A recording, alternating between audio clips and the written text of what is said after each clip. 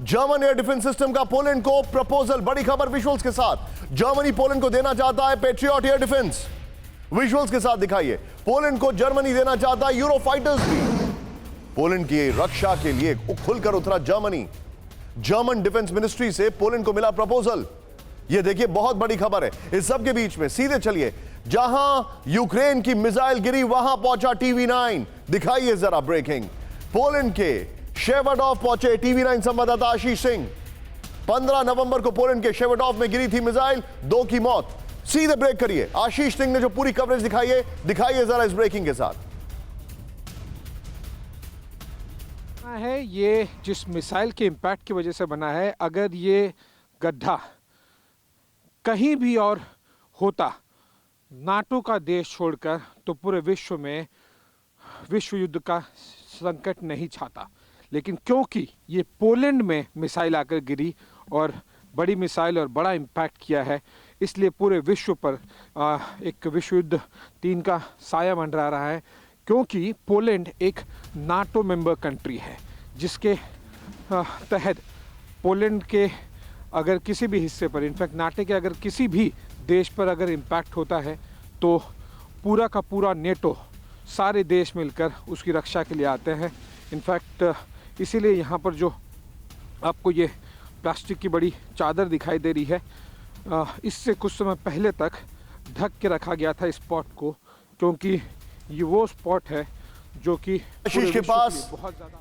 मैं सीधे चलूंगा आशीष के पास। लगातार मैं बार बार कह रहा था कि आशीष कब पहुंचने वाले यूक्रेन, वो ऑलरेडी पोलैंड में हैं।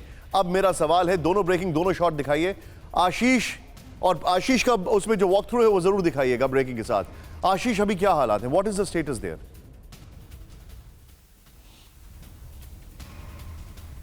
यूक्रेन से केवल 5 किलोमीटर दूर हूँ निशांत, और जस्ट यहाँ पर पहुँचना बहुत ज़रूरी था, क्योंकि एक वो पॉइंट बना हुआ है जो 5 दिन पहले जिसने पूरे विश्व के सारे वर्ल्ड लीडर्स की सांसें रोक दी थी कि क्या ये ट्रिगर पॉइंट हो सकता है वर्ल्ड वॉर 3। हालात के प्रश्न का आपको उत्तर देते रहूं, उसके साथ ही मेरे कैमरामैन कपिल को मैं दरख्वास्त करूंगा कि आपको पैन करके दिखाते भी रहें while I answer in next few seconds. देखिए ये एग्जैक्टली ये जो गाँव है, ये है ज़्रेवदोव। एग्जैक्टली यहीं पर मिसाइल अटैक हुआ है। और जो हम लगातार बात करते रहते हैं ना, पैन करके मेरे कैमरामैन कपिल आपको दिखाएंगे, ये देखिए, बमबारी से ज़्यादा बड़ा हथियार व्लादिमीर पुतिन के लिए ये बर्फबारी है। और एग्जैक्टली जो वेपनाइजेशन ऑफ एनर्जी है, इसी समय के लिए उन्होंने बचा के रखी थी। मेरे दाईं तरफ देखिए, बाईं तरफ देखिए, किलोमीटर्स तक आपको केवल और केवल बर्फ की चादर ही दिखाई देगी। This is called admiral winter general snow.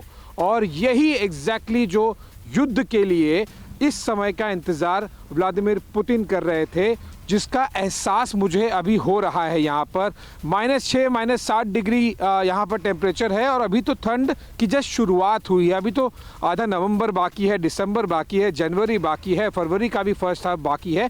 ऐसे समय में इस तरह से बमबारी होना, इस तरह से ज़ेपोरिजिया न्यूक्लियर पावर प्लांट पर अटैक करने का मतलब साफ है कि एनर्जी का वेपनाइजेशन जो व्लादिमीर पुतिन ने किया है वो सिंक में है। किस तरह से वो यही फ्रेम रखेगा, मुझे दिखाने की कोई जरूरत नहीं है, यही फ्रेम रखेगा। I want our viewers to see आशीष मेरे 3 सवालों का बहुत तेजी से जवाब दीजिए, उसके बाद I'll thank you। नंबर 1, क्या हाल है वहां पर इन टर्म्स ऑफ लाइफ, रोजमर्रा की जो है?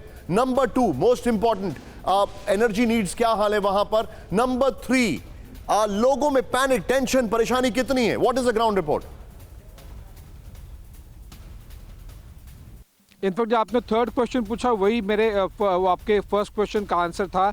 जो टेंशन है ना, जो दहशत है, वो यहाँ पर हवा में है, वो महसूस हो रही है, ना केवल पूरे विश्व में है, जिसकी शुरुआत यहाँ से हुई है ज़्रेवदोव से। क्योंकि जिस तरह से यहाँ पर मिसाइल अटैक हुआ था, उस समय लगा था यहाँ पर लोगों को, क्योंकि अब केवल 5 किलोमीटर दूर है यूक्रेन बॉर्डर से, कि अब नेटो वर्सेस रशिया शुरू हो जाएगा। लकीली इन्वेस्टिगेटर्स अब यहाँ पर पहुँचे हैं और किसी तरह से चीज़ें थोड़ी ठंडी हुई है। दूसरा प्रश्न का उत्तर आपका कि एनर्जी को लेकर क्या सिचुएशन है। देखिए, Poland by and large under control है in terms of energy supply, लेकिन ये कहानी यूरोप के बाकी जगहों पर नहीं है। जर्मनी के लिए बहुत मुश्किल होने वाली है, और इसीलिए पोलैंड और जर्मनी के बीच में भी, क्योंकि काफ़ी स्ट्रॉन्गेस्ट अलाइज हैं दोनों कंट्रीज, उन दोनों को इस बात का एहसास होगा कि किस तरह से वेपनाइजेशन ऑफ जो एनर्जी किया गया है, यहाँ पर पोलैंड में उसका कोई बहुत डायरेक्ट या फिर बहुत लॉन्ग टर्म इम्पैक्ट नहीं देखने मिल रहा है। वो अधिकतर आपको यूक्रेन में देखने मिल रहा है, जो कि कुछ दिनों बाद में वहाँ से ग्राउंड रिपोर्ट्स के जरिए आप दर्शकों को दिखाऊंगा। लेकिन जर्मनी में और पूरे यूरोप में काफी ज्यादा टेंशन बना हुआ है। अगर ज़ेपोरिज़िया न्यूक्लियर पावर प्लांट उड़ जाए तो यूरोप के कई हिस्सों में काफी ज्यादा